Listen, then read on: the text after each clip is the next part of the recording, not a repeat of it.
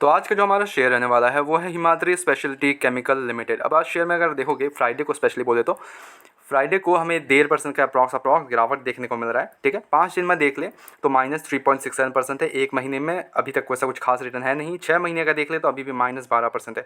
तो वैसा कुछ भी खास रिटर्न अभी तक बने नहीं है किसी के भी। ओके, तो अब इस शेयर में करना क्या चाहिए, हर एक चीज़ फ्रेश एंट्री ले, नई एंट्री ले, या फिर कुछ अलग तरीका अपनाए पैसा बनाने के लिए। केमिकल सेक्टर है एक तो कुछ चीज़ों को भी डिस्कस करना है। ओके, तो सारी चीज़ें हम फंडामेंटल एनालिसिस करते हैं। शेयर को लेकर चलते हैं स्क्रीनर में।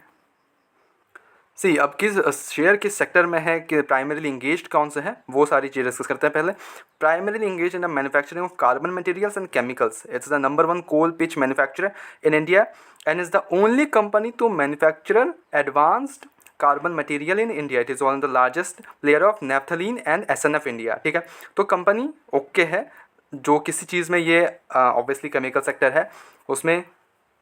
और कंपनी को देखें तो कंपनी मैन्युफैक्चर करती है carbon materials in India, largest player of naphthalene है। ओके, एंड अगर देखें कंपनी का फंडामेंटल एनालिसिस तो मार्केट कैप देख लें। अगर फंडामेंटल एनालिसिस करें तो मार्केट कैप इसका 24,660 करोड़ का है।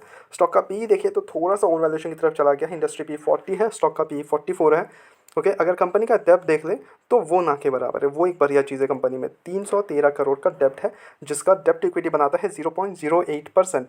बैलेंस शीट चेक करें तो कंपनी के पास 3,000 करोड़ का रिजर्व्स भी है। 3,672 करोड़ का रिजर्व्स है प्रिसाइजली बोले तो।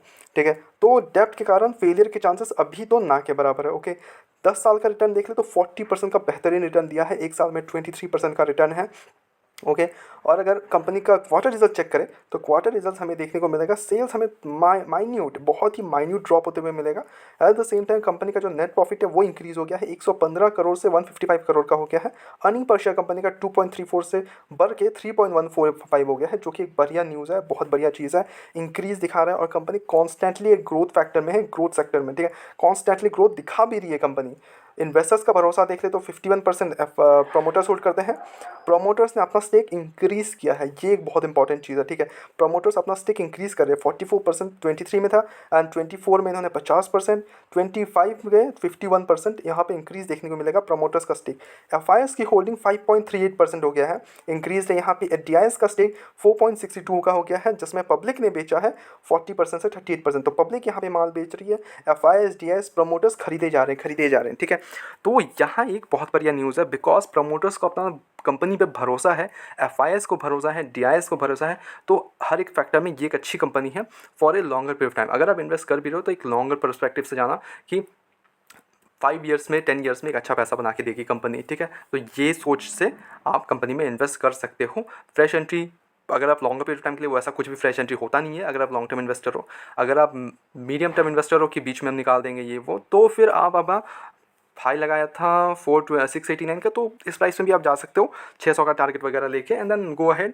कोई इशू नहीं, थोड़ा सा और गिरने तो मे बी और थोड़ा सा ड्रॉप देखने को मिले मार्केट के हिसाब से, तब वहाँ पे और डाल देना। ठीक है, तो ये सजेशंस रहेंगे। आपके क्या व्यूज़ है प्लीज़ कमेंट डाउन। मिलता है नेक्स्ट वीडियोस में। Don't forget to like the video and subscribe the channel.